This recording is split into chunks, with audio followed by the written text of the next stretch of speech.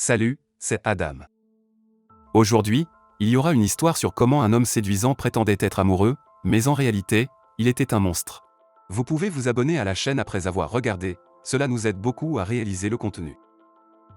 Alors qu'elle attend que sa mère vienne la chercher après le camp d'été, Liberty jette quelques regards furtifs à un garçon pour lequel elle a développé des sentiments. Alors qu'ils sont assis dans la voiture, la mère de Liberty, Michelle, taquine joyeusement sa fille à propos de son béguin, adoptant le rôle d'une mère plus âgée essayant d'être cool. Michelle va même jusqu'à laisser Liberty conduire la voiture sans permis. Michelle a récemment vendu un terrain qu'elle possédait parce que ses romans d'amour ne se vendaient pas bien, et elle avait besoin d'argent supplémentaire. Une fois chez elle, Liberty est présentée au nouveau petit ami de Michelle. Liberty est impressionnée par son assurance. Michelle mentionne de manière décontractée comment elle a été en communication constante avec lui, faisant un commentaire quelque peu impertinent qui n'est pas tout à fait approprié pour sa fille. Liberty rencontre le nouveau petit ami, John, avec une certaine hésitation. John lui offre un bracelet appelé la pierre de vie des Navajos, qu'il explique représenter la déesse phénicienne de la fertilité. Ensuite, Liberty se prépare mentalement pour ses interactions avec John. Lorsqu'elle les rejoint en bas, elle échange des salutations avec John. Pendant leur dîner précoce ensemble, Liberty décrit la manière apparemment magique dont John est entré dans sa vie alors qu'elle écrivait sur la véranda. John explique qu'il est généticien aquatique et étudie les animaux d'eau douce. Alors qu'il explique passionnément ses efforts pour aider les organismes à s'adapter à un environnement d'eau salée, Liberty est physiquement attirée par son intelligence et son charisme. Plus tard, pendant le dîner, John tente de manger des légumes verts et manque de s'étouffer en le faisant. Michelle embrasse John affectueusement pour le réconforter pendant sa quinte de toux, et il tend la main pour toucher l'épaule de Liberty. Alors que la nuit tombe, la sensation du toucher de John persiste sur les épaules de Liberty, la conduisant à s'abandonner à ses propres fantasmes. Cependant, elle se retient de s'emporter. Elle surprend les gémissements de sa mère venant de la chambre à coucher et regarde curieusement sous la porte, mais quand John la remarque, elle se retire rapidement. Liberty fait semblant de dormir alors que John la regarde depuis le couloir. Le lendemain matin, Liberty est témoin de sa mère demandant des égratignures sur ses bras, une habitude particulière que Michelle a développée. Lorsqu'elles sont seules, Liberty découvre des boîtes portant les noms de sa mère et de son grand-père. Ces boîtes contiennent des cadeaux qu'ils échangent le 28 août, une tradition qu'ils ont maintenue pour leur grand-père. Cependant, Michelle veut sauter la tradition cette année. Liberty confronte l'attitude négligente de Michelle envers leur grand-père et sous-entend que sa préférence pour elle par rapport à Michelle est due à la relation tendue de sa mère avec lui. Michelle révèle que son grand-père ne l'a jamais aimée, ce qui la pousse à s'éloigner. Alors que Liberty est seule près de l'eau, elle se fait mordre par un grand mille-pattes. John explique que le mille-pattes protège sa progéniture et souffle sur la morsure de Liberty pour soulager la douleur, provoquant un frisson dans son échine. Les yeux bleus profonds de John la captivent. John envisage de partir pour éviter de causer des problèmes entre Michelle et Liberty, mais Liberty insiste pour qu'il reste, considérant son amour pour Michelle. Dans une tentative de réconciliation avec sa mère, Liberty trouve Michelle fatiguée et somnolente. Michelle mentionne un léger mal de ventre et partage qu'elle et John sont fiancés. Liberty exprime sa joie tant que sa mère est heureuse. À un moment ultérieur, Liberty observe John depuis sa fenêtre alors qu'il se déshabille et le surprend en train de la regarder. Liberty décide de descendre au sous-sol pour offrir à John à boire, mais découvre qu'il évite le sodium. John lui montre son installation au sous-sol, qui comprend des réservoirs de lamproie. Ces créatures anciennes ont plus de 360 millions d'années et peuvent s'adapter à différents environnements en se fixant sur d'autres créatures. John invite Liberty à un voyage en bateau pour collecter des échantillons. Lors de l'excursion, il lui demande de tenir ses jambes pendant qu'il manipule des anguilles. Alors qu'ils discutent, Liberty mentionne sa candidature dans des collèges loin de chez elle. Soudainement, elle commence à saigner, et John utilise rapidement sa chemise pour empêcher le sang de se répandre. John tente de réconforter Liberty et lui assure de ne pas être gêné par sa situation. Cependant, il rend les choses encore plus maladroites en léchant son sang pour lui montrer que ce n'est pas grave. Après avoir atteint la rive, Liberty s'accroche maladroitement à la chemise de John en s'éloignant du bateau. Elle se nettoie sous la douche et retire le bracelet qu'il lui a offert. John frappe à la porte pour vérifier comment elle va, et bien qu'elle ne réponde pas, il entre discrètement. Il se tient juste à l'extérieur du rideau de douche, sentant le parfum de Liberty, ce qui la met mal à l'aise. Sentant que quelque chose ne va pas, Liberty remarque que John sent la chemise qu'il a utilisée pour absorber son sang avant de partir discrètement sans être détecté. Plus tard, après sa douche, Liberty surprend John et sa mère Michelle dans une situation compromettante. Ils échangent des regards, laissant Liberty choquée et mal à l'aise. Elle essaie d'appeler son amie Marley pour partager ce qui se passe, mais elle n'arrive pas à se connecter. À la place, elle envoie des messages à Marley en décrivant John comme un bizarre. Plus tard, elle trouve un sandwich à sa porte, laissé par John en guise d'excuse pour son comportement étrange. Pendant la nuit, Liberty est réveillée par une lueur rouge inquiétante venant du lac. John se dirige vers la lumière et disparaît dans l'eau. Liberty tente d'obtenir de l'aide de sa mère, mais se heurte à une porte verrouillée.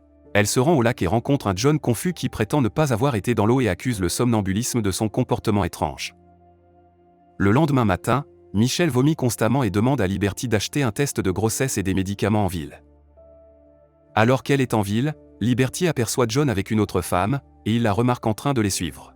La tentative de Liberty de les suivre est contrecarrée lorsqu'elle est arrêtée par un commis de magasin pour avoir oublié de payer. En rentrant chez elle, Liberty trouve son amie Marley là-bas, et elle discute du comportement étrange de John. Liberty remet à sa mère les articles qu'elle a achetés, et John suggère que Liberty s'occupe de son amie.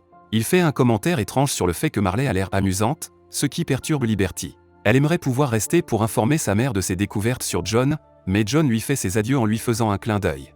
Liberty se confie à Marley au sujet du comportement étrange de John, et Marley l'encourage à quitter la maison et à en parler à sa mère. Cependant, Liberty a trop peur de le faire. Marley prend sur elle de informer Michelle. En attendant, Liberty décide de manger des macaronis dans le réfrigérateur et se réveille soudainement sur son lit.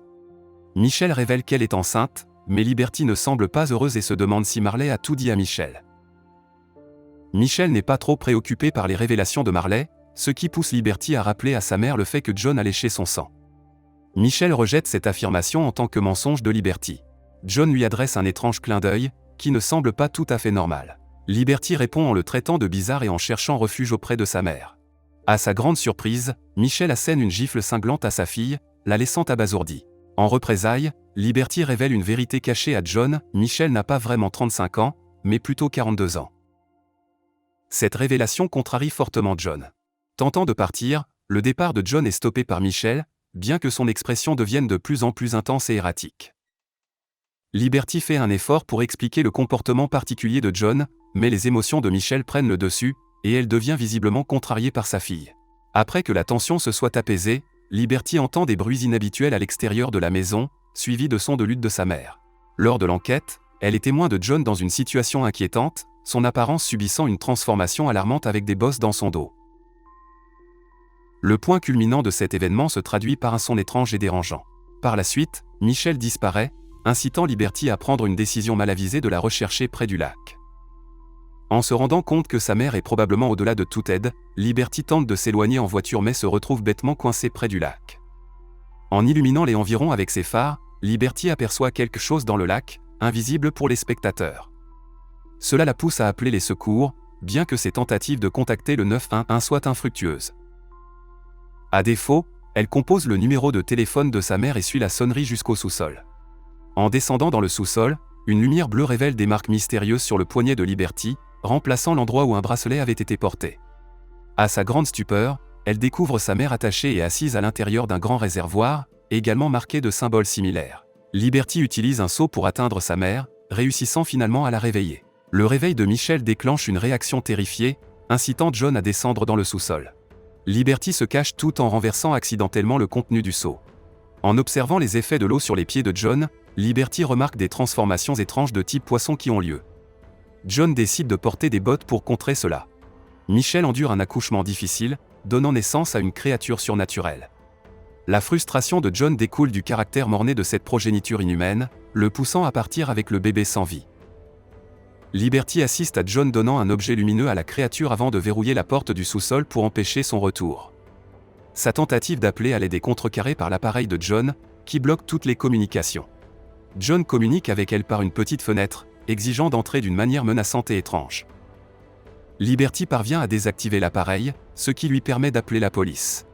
Alors qu'elle parle avec le répartiteur, Liberty découvre le corps sans vie de son ami Marley dans un réservoir. Inopinément, John la surprend par derrière, initiant une lutte pour l'étranglement. Ingénieusement, Liberty utilise un seau d'eau salée pour repousser l'attaque de John, lui permettant de sauver sa mère. Michelle reprend conscience après l'intervention de Liberty. S'excusant pour son comportement précédent, elle rejoint sa fille pour s'échapper de la maison. Cependant, leur sortie est confrontée à une scène troublante alors qu'elles sont entourées de créatures de type poisson. L'état physique de Michelle se détériore considérablement, et Liberty est prise par derrière. L'histoire prend une tournure sombre alors que Liberty se réveille, désormais attachée à une chaise dans un sous-sol. John apparaît, révélant un tableau horrifiant derrière un mur perforé, une femme décédée dans un réservoir. Une version clonée de John reflète ses actions.